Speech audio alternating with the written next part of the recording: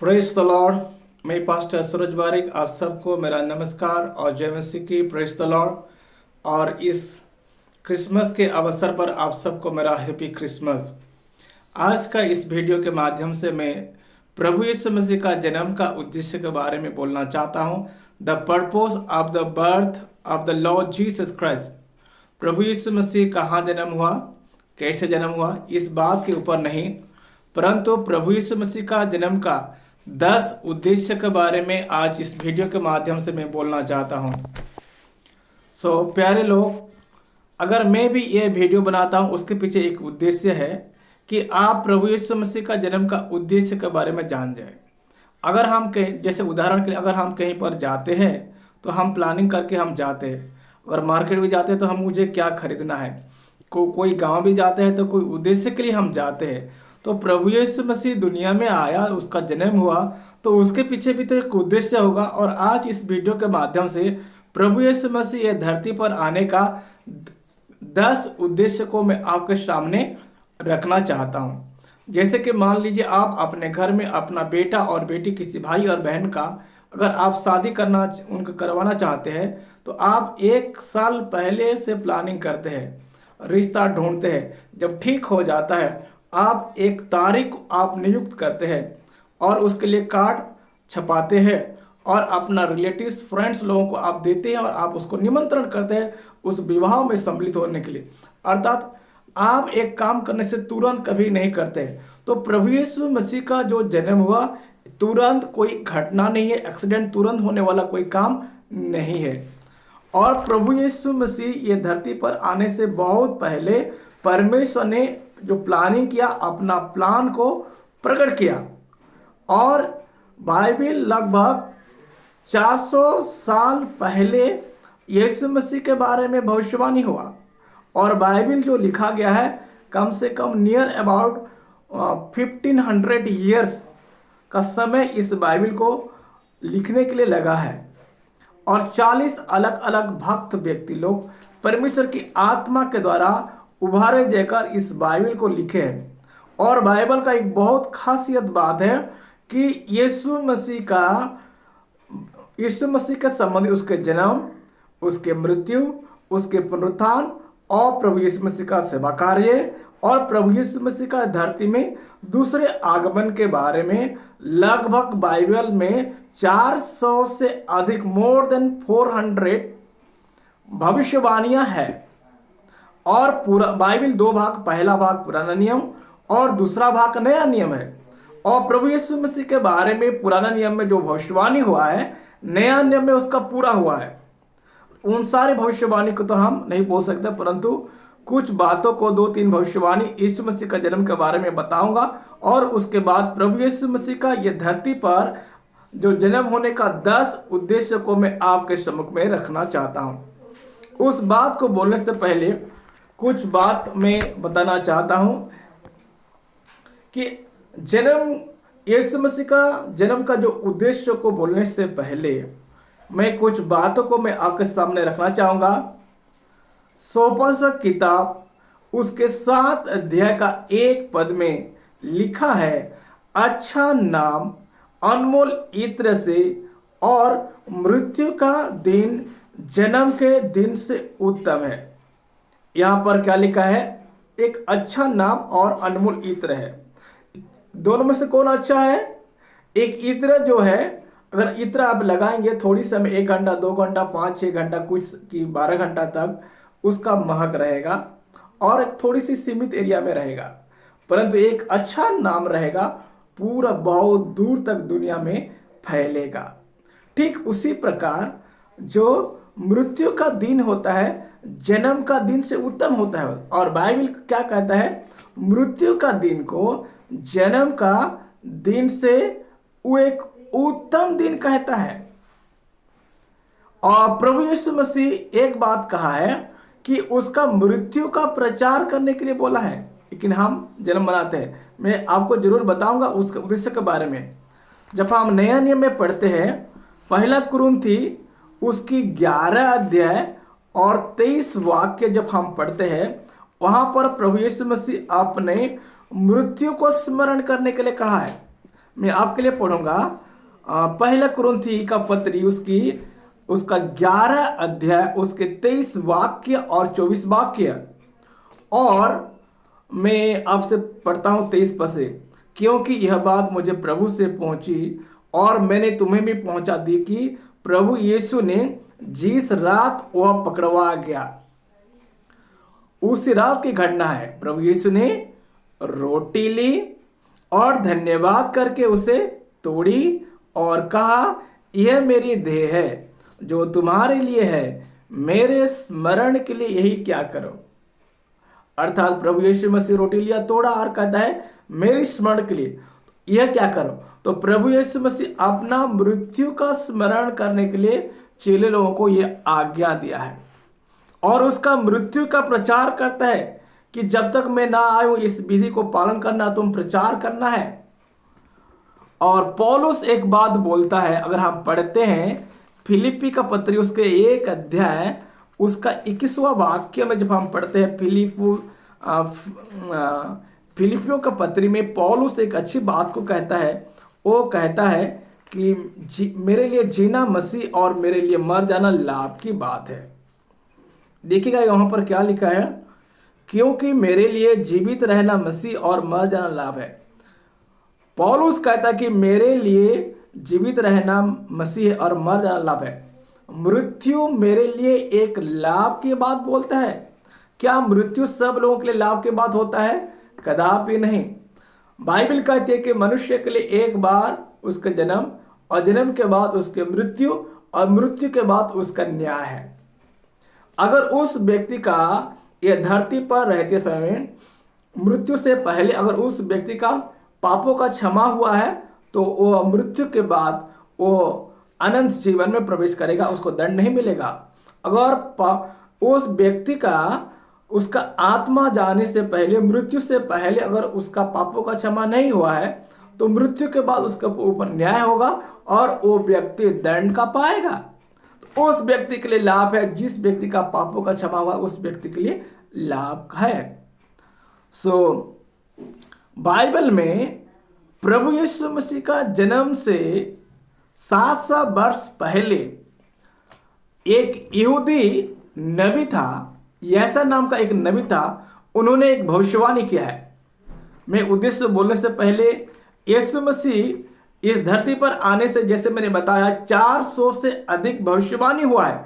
उसके जन्म के ऊपर, उसका सेवकाई के ऊपर, किस प्रकार का काम करेंगे, उसके मृत्यु के ऊपर, उसके पुनरुत्थान के ऊपर और उसके जी उठना और उसका दूसरी आगमन के, इन सारी बातों को मिलाकर के 400 से अधिक भविष्यवाणी बाइबल में है। इस बाइबल का खासियत यह है, पुराना नियम में जो बात लिखा जाता है नया नियम में उसको पूरा होता है।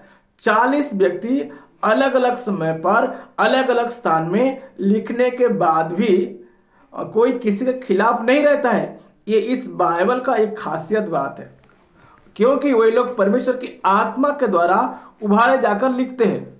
मैं आपके लिए पढ़ूंगा यशायाह नबी की किताब उसकी 7वां अध्याय।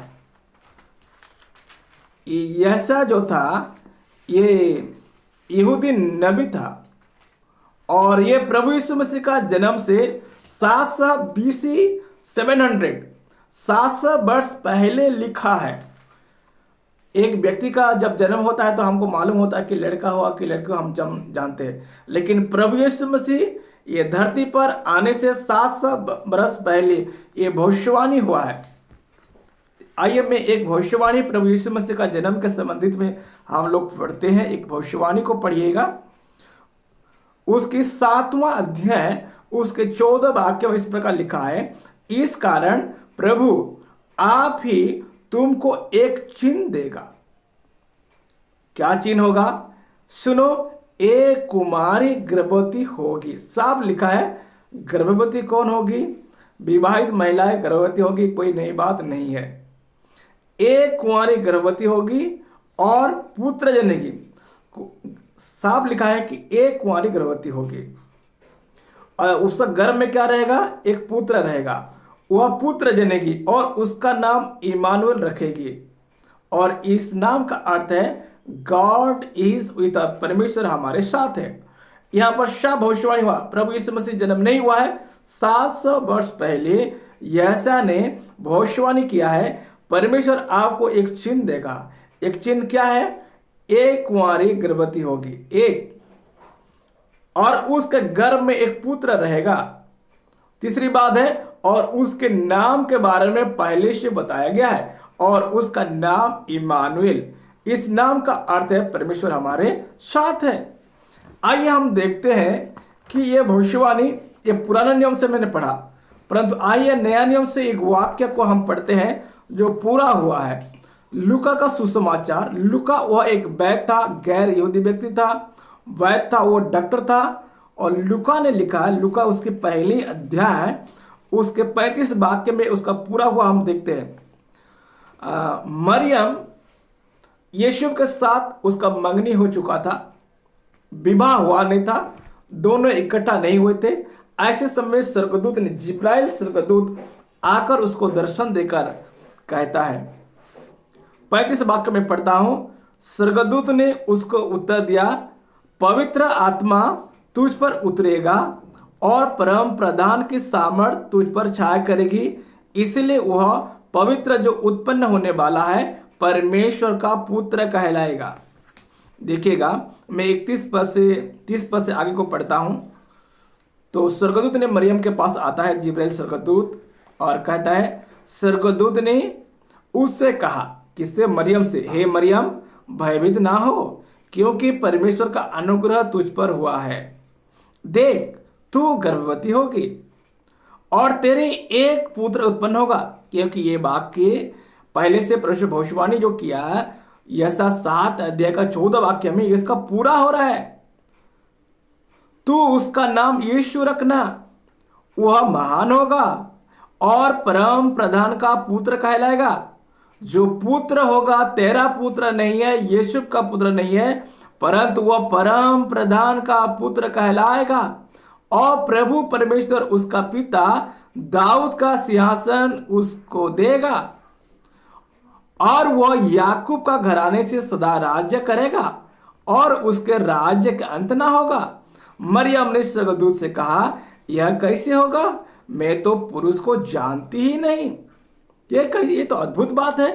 स्वर्गदूत ने उसको उत्तर दिया, पवित्र आत्मा तुझ पर उतरेगा और परम प्रधान की सामर्थ तुझ पर छाया करेगी, इसलिए वह पवित्र जो उत्पन्न होने वाला है परमेश्वर का पुत्र कहलाएगा। प्रभु के नाम की स्तुति हो।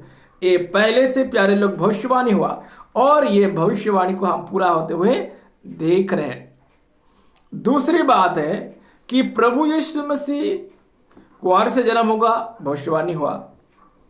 दूसरा, कहां पर जन्म होगा, उस बातों के भी पहले से भविष्यवाणी हुआ। आइए हम पढ़ते हैं, आपको मिलेगा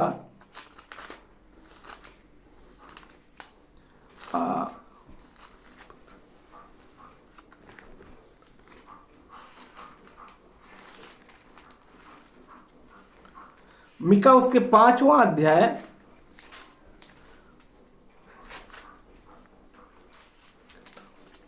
मीका उसका 5वां अध्याय उसका 2 पद में यह भविष्यवाणी हुआ। और यह भविष्यवाणी प्रभु यीशु मसीह का जन्म का BC 900 पहले भविष्यवाणी हुआ। मैं पढ़ता हूं 5 अध्याय उसका 2 पद, हे बेतलहम एफ्राता, यदि तू ऐसा छोटा है कि यहूदा के हजारों में गिना नहीं जाता, तो भी तुझ में से मेरे लिए एक पुरुष निकलेगा जो इस्राएलियों में प्रभुता करने वाला होगा, और उसका निकलना प्राचीन काल से है, वरन अनादि काल से होता आया है। अर्थात ये बात प्रभु यीशु मसीह का जन्म से 900 BC 900 BC पहले ये भविष्यवाणी हुआ कि इस्राएल में प्रभुता करने वाला और उसका निकलना प्राचीन काल से वरन अनादि काल से होता आया है। तो भी तुझ में से मेरे लिए एक पुरुष निकलेगा जो इस्राएलियों में प्रभुता करेगा। ये प्रभु यीशु मसीह के बारे में मीका ने भविष्यवाणी कर रहा है। और ये बात को पूरा होते हुए हम देखते हैं मत्ती का सुसमाचार उसकी दूसरी अध्याय, मत्ती सुसमाचार 2 अध्याय 4 से लेकर 6 पद में इस भविष्यवाणी को पूरा होते हुए हम देखते हैं। मैं पढ़ता हूं। तब उसने लोगों के सब प्रधान याजकों प्रभु यीशु मसीह का जन्म राजा हेरोदेस के समय में हुआ, अर्थात यह एक इतिहास की बात है, सच्चाई है। देखिएगा, हेरोदेस राजा का दिनों में जब यहूदिया के बैतलहम में यीशु का जन्म हुआ तो पूर्व से कई ज्योतिषी यरूशलेम में आकर पूछने लगे, यहूदियों का राजा जिसका जन्म हुआ है कहाँ है? वो पंडित लोग, ज्योतिष लोग आकर राजा हेरोदेस से पूछते हैं, यहूदियों का राजा जिसका जन्म हुआ है कहाँ है? क्या कभी किसी राजा का जन्म होता है? राजा तो लोग बाद में बनते हैं, लेकिन यीशु मसीह दुनिया में केवल एक ही व्यक्ति यीशु और राजा बन करके जन्म हुआ। कोई व्यक्ति डॉक्टर बनकर नहीं जन्म होता है, कोई व्यक्ति टीचर बनकर जन्म नहीं होता है। पढ़ाई करते हैं, बाद में वही लोग डॉक्टर बनते हैं, इंजीनियर बनते हैं इत्यादि। लेकिन दुनिया का इतिहास में केवल एक ही व्यक्ति है, वो यीशु, वो शुरू से वो राजा बनकर जन्म हुआ है। पंडित लोग पूछते हैं, यहूदियों का राजा जिसका जन्म हुआ है कहाँ है? क्योंकि हमने पूर्व में उसका तारा देखा है और उसको प्रणाम करने आया है। ये ज्योतिष लोग उसको प्रणाम करने आए हैं। यह सुनकर हेरोदेस राजा और उसके साथ सारा यरूशलेम घबरा गए। राजा घबरा गए, यरूशलेम घबरा गया। तब उसने लोगों के सब प्रधान याजकों और शास्त्रियों को इकट्ठा करके उनसे पूछा। राजा हेरोदेस सब शास्त्री लोगों को, प्रधान याजक लोगों को बुलाकर उनसे एक सवाल पूछा, मसीह का जन्म कहाँ होना चाहिए? उन्होंने उससे कहा, यहूदिया का बैतलहम में, क्योंकि भविष्यवक्ता के द्वारा ये लिखा गया है। कौन सी भविष्यवक्ता? मीका भविष्यवक्ता के द्वारा ये लिखा गया है। प्रभु के नाम का स्तुति होने पाए।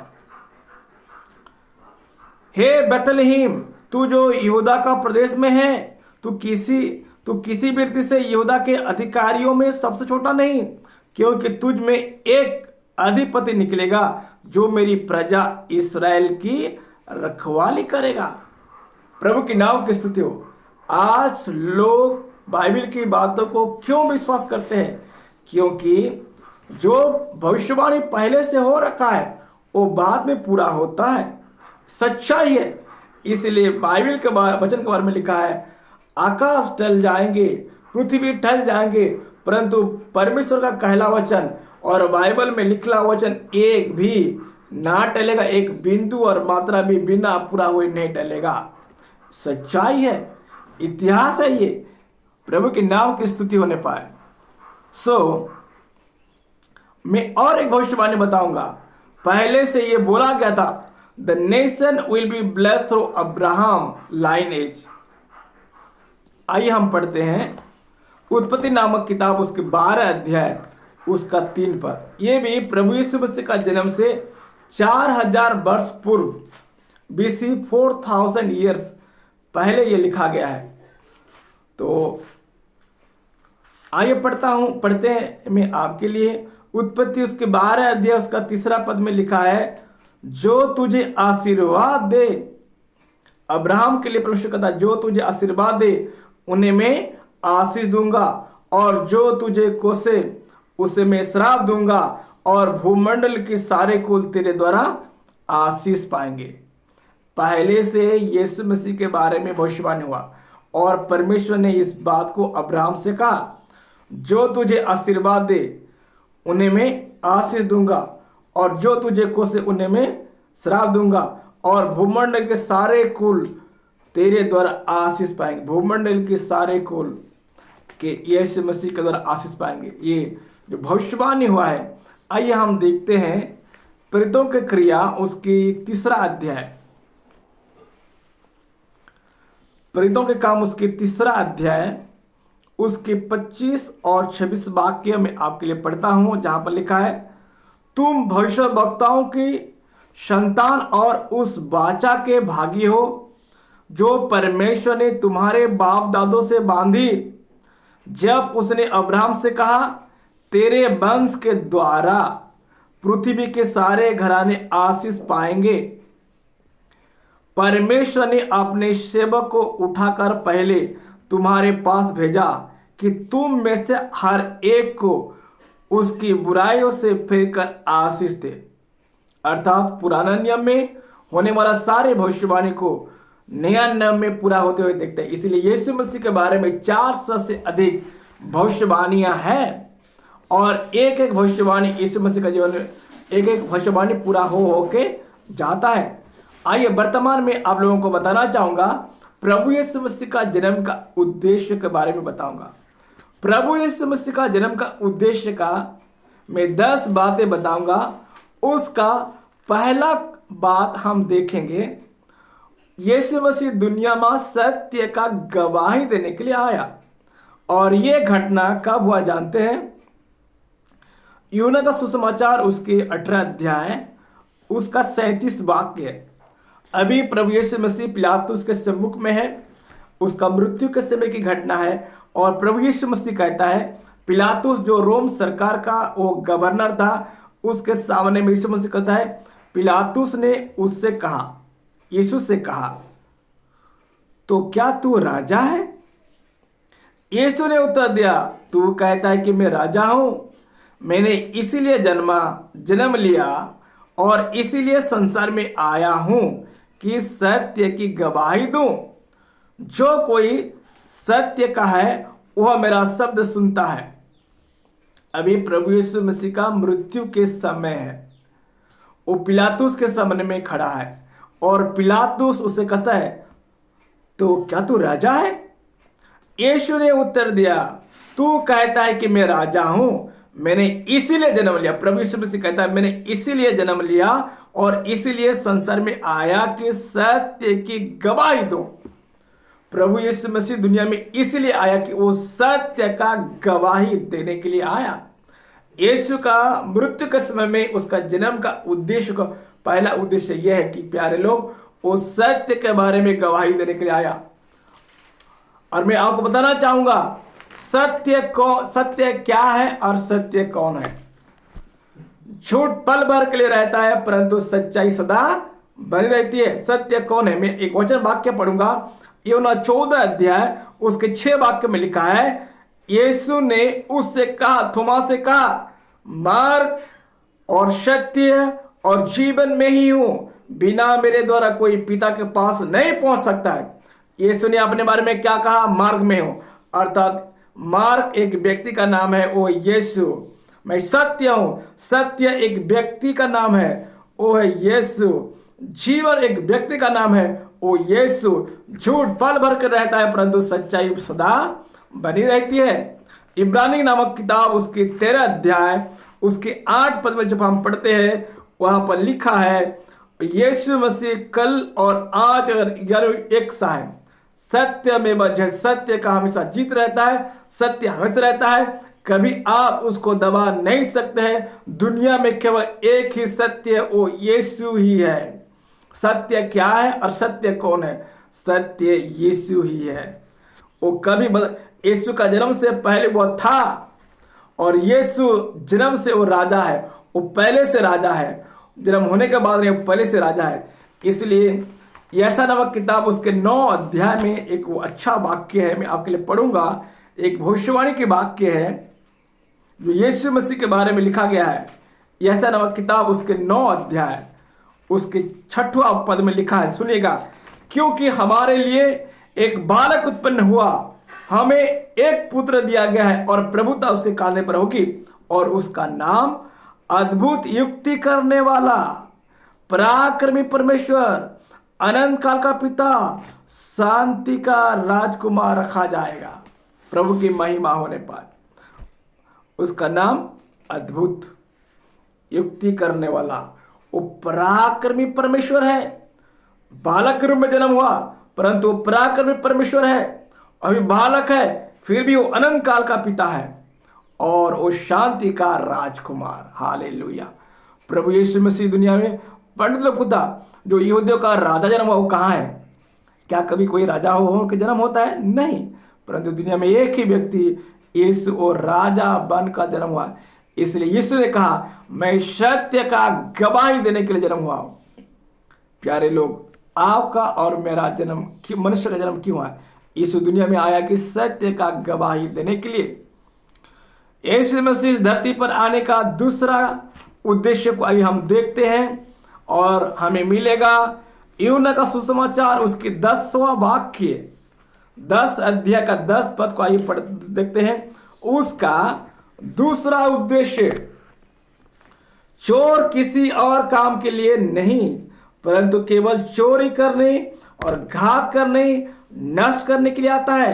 मैं इसलिए आया कि वे जीवन पाए और बहुत ऐसे पाए, प्रभु के नाम का महिमा होने पाए। सो प्यारे लोग, यीशु कहाँ जन्म हुआ, कैसे जन्म हुआ, उससे ज्यादा इंपॉर्टेंट है यीशु मसीह का जन्म क्यों हुआ। यीशु इस पद में कहता है चोर अर्थात शैतान चोरी करने के लिए आता है। क्या चोरी करने के लिए आता है? क्या काम है चोर का? चोरी करने, घात करने, नष्ट करने के लिए आता है। परंतु यीशु मसीह कहता है मैं इसीलिए आया कि वे जीवन पाए और बहुत ऐसे पाए। यीशु मसीह आया जीवन देने के लिए। वो जीवन का कर्ता है, वो जीवन का मालिक है, वो जीवन का स्वामी ही है। इसलिए वचन में लिखा है, पहला यूहन्ना उसके 5वां अध्याय में लिखा है, जिसके पास पुत्र है उसके पास जीवन है। आइए हम पढ़ते हैं पहला यूहन्ना का पत्री उसके 5वां अध्याय उसके 12 पद में, जिसके पास पुत्र है उसके पास जीवन है और जिसके पास परमेश्वर का पुत्र नहीं उसके पास जीवन भी नहीं।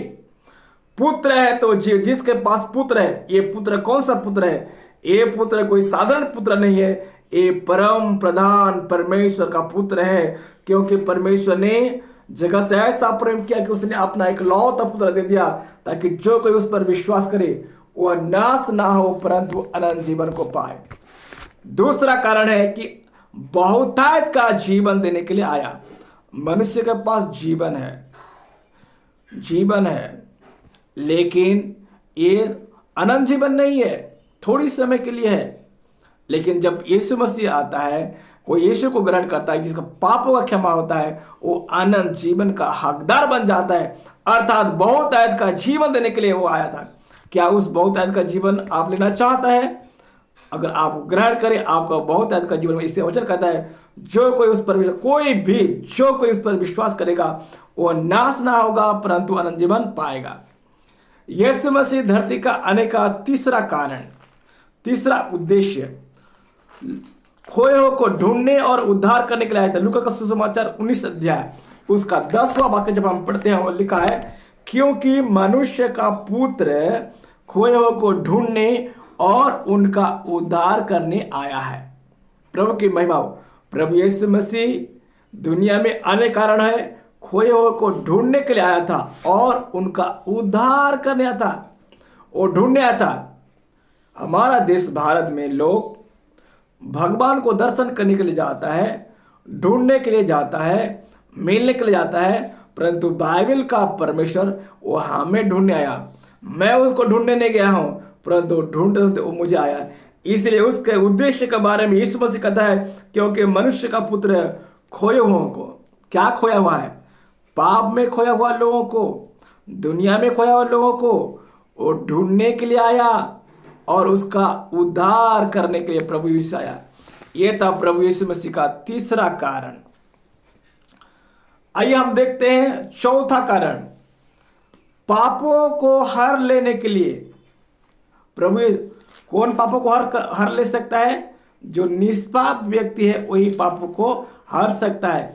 जब पिलातुस प्रभु यीशु मसीह के न्याय करते समय यहूदी लोगों ने उसके ऊपर मांग लगाए कि उस व्यक्ति को क्रूस पर चढ़ाओ, लेकिन क्रूस पर चढ़ाए, लेकिन किस बात के लिए? अगर वह व्यक्ति निर्दोष है तो आप उसको दोषी नहीं बोल सकते हैं, दोषी नहीं तो आप उसको पाप नहीं ले सकते हैं। दुनिया में प्रभु यीशु मसीह इस कारण आया। पहला यूहन्ना 3 अध्याय उसका 5 पद में लिखा है। आइए मैं पढ़ता हूं आपके लिए।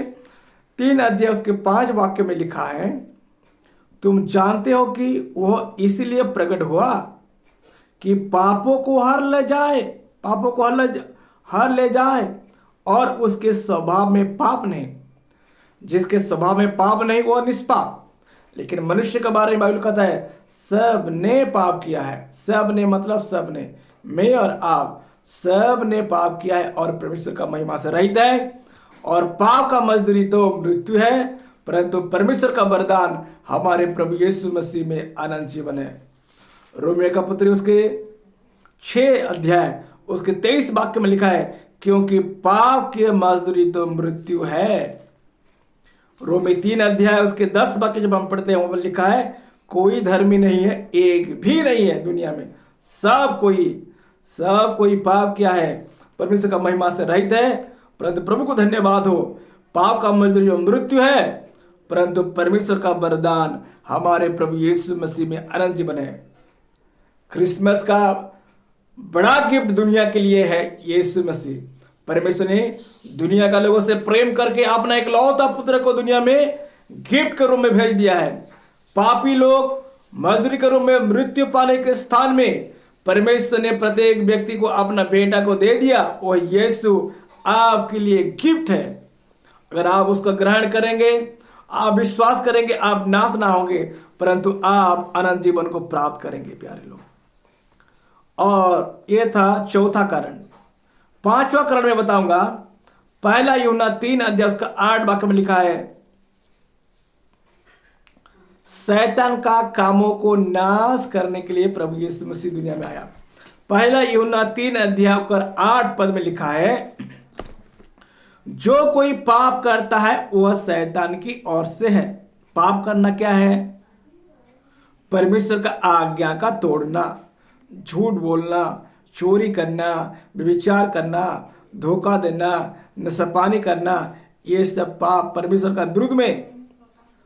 जो कोई पाप करता है वह शैतान की ओर से है। पहला पाप करने वाला व्यक्ति शैतान है। परमेश्वर के विरुद्ध में बलवा किया और परमेश्वर का तुल्य होने का सोचा, तो परमेश्वर उसको निकाल दिया।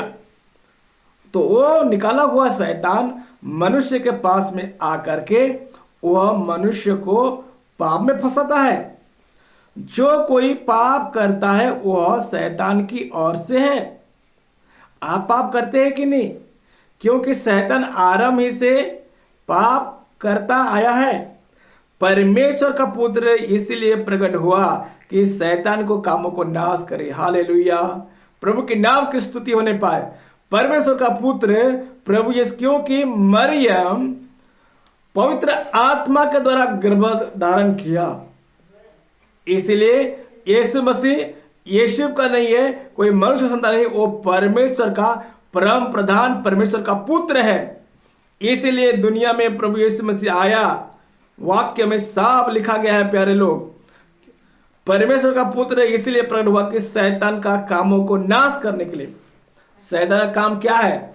लोगों को पाप में गिराता है। चोरी, हत्या, व्यभिचार, लूटपाट, पाप का बंधन में गिराता है। लेकिन यीशु मसीह दुनिया में उन सारे शैतान का कामों को नाश करने के लिए, उस बंधन से आजाद करने के लिए आया। अगर जो कोई व्यक्ति सच्चाई से यीशु मसीह को ग्रहण किया है अपने जीवन में, कभी भी पाप, हत्या करने के लिए कभी ये व्यक्ति नहीं जाएगा। ये शैतान का काम है। यीशु को ग्रहण करने वाले व्यक्ति का हृदय परिवर्तन होता है, कोई धर्म का परिवर्तन होता नहीं, और वह एक नया व्यक्ति बन जाता है, एक नया जीवन को प्राप्त करता है। सो ये था 5वां पॉइंट। 6वां उद्देश्य, प्रभु यीशु मसीह दुनिया का आने का 6वां उद्देश्य है। आइए हम देखते हैं।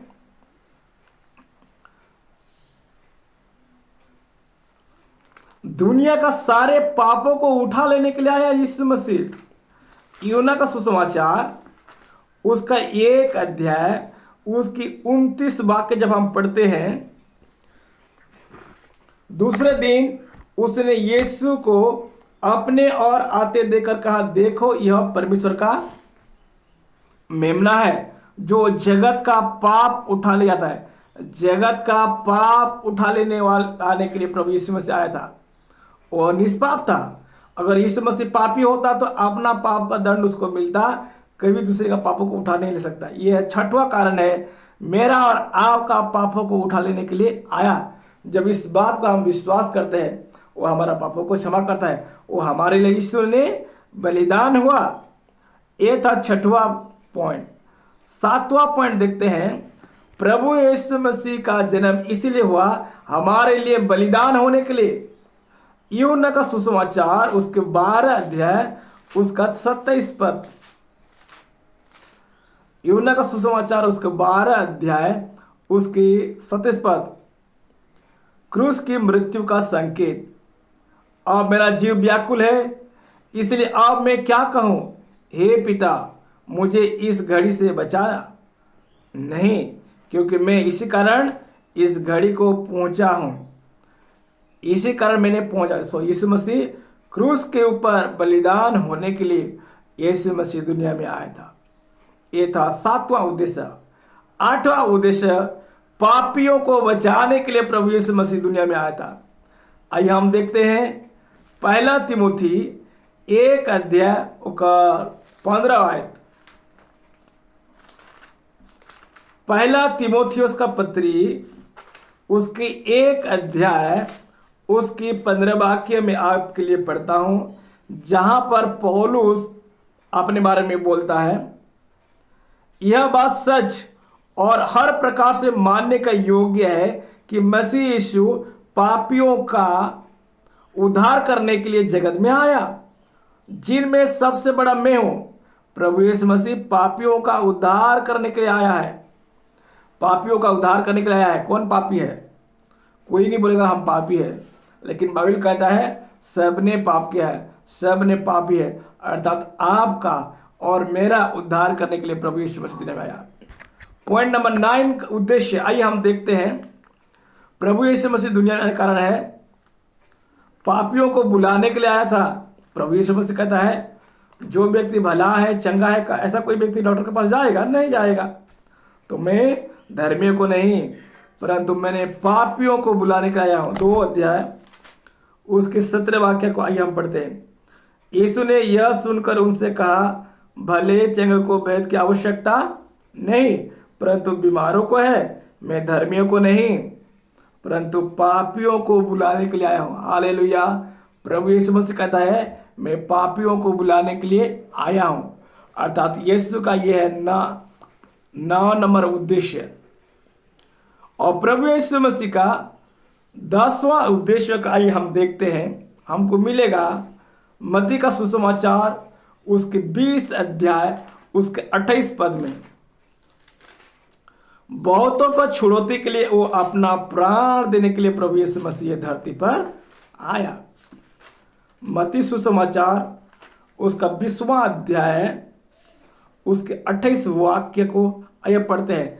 जैसे कि मनुष्य का पुत्र वो इसीलिए नहीं आया कि उसकी सेवा टहल की जाए, परंतु इसीलिए आया कि आप सेवा टहल करें और बहुतों की छुड़ौती के लिए अपना प्राण दे। यीशु मसीह दुनिया में इसीलिए आया कि अपना प्राण देने के लिए, परंतु इसीलिए आया कि आप सेवा टहल करें और बहुतों की छुड़ौती के लिए अपना प्राण दे। प्यारे लोग, परमेश्वर मनुष्य को अपने स्वरूप और समानता में सृष्टि किया और मनुष्य परमेश्वर का आज्ञा का उल्लंघन करके परमेश्वर से दूर हो गया। इस खोए हुए इंसान को दोबारा परमेश्वर से मिलाने के लिए प्रभु यीशु मसीह ये धरती पर वो मनुष्य बनकर आया, परंतु मनुष्य जैसे पाप किया नहीं। पाप का मजदूरी जो मृत्यु है, उस मृत्यु को सह लिया। मनुष्य का जीवन उसके लहू में रहता है और मनुष्य का पापों का प्रायश्चित केवल लहू के द्वारा होता है, परंतु कैसा वाला लहू से होगा? एक निष्पाप लहू के द्वारा। इसलिए यीशु एक निष्पाप व्यक्ति जन्म हुआ और मेरे और आपके लिए वो कालवरी क्रूस के ऊपर बलिदान हुआ। क्रिसमस का ये संदेश है आपके लिए कि परमेश्वर ने आपसे ऐसा प्रेम किया, जगत से ऐसा प्रेम किया कि उसने अपना एक लौता पुत्र प्रभु यीशु मसीह को दे दिया आज 2024 वर्ष पहले, ताकि जो कोई प्रभु यीशु मसीह पर विश्वास करेगा वो कभी नाश नहीं होगा परंतु अनंत जीवन पाएगा। अर्थात परमेश्वर ने अपना प्रेम को प्रकट किया यीशु मसीह के द्वारा। और यीशु के बारे में एक वचन वाक्य पढ़कर हम लोग प्रार्थना करेंगे। मत्ती रचित सुसमाचार उसके 1 अध्याय उसकी 21 पद में स्वर्गदूत ने यूसुफ से कहता है वह पुत्र जनेगी, अर्थात मरियम पुत्र जनेगी और तू उसका नाम यीशु रखना, क्योंकि वह अपने लोगों का उनके पापों से उद्धार करेगा। यीशु का नाम का अर्थ है उद्धार करता। वह अपने लोगों को उनके सारे पापों से उद्धार करने के लिए आया।